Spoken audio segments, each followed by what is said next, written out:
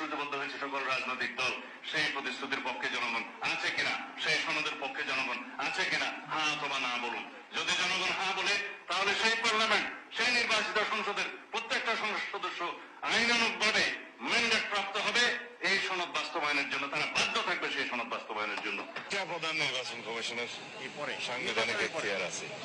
এর বাইরে কি বললেন, সংবিধান সংস্কার পরিষদ, এটা যদি কনস্টিটিউশনে ধারণ করা হয়, সেই মর্মে অ্যামেন্ডমেন্ট হয় এবং সেই শপথ পরিচালনার জন্য সংবিধানের তৃতীয় তফসিলে ফরম হয়, কে শপথ পাঠ করাবেন সেটা নির্ধারিত হয়, এতগুলো হওয়ার পরে তারপরে হলে হতে পারে।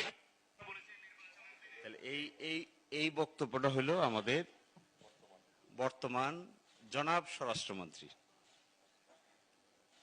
তাহলে কি দাঁড়াচ্ছে? আমি গতকালকে খুব চিন্তিত, এই জন্য চিন্তিত ছিলাম যে আসলে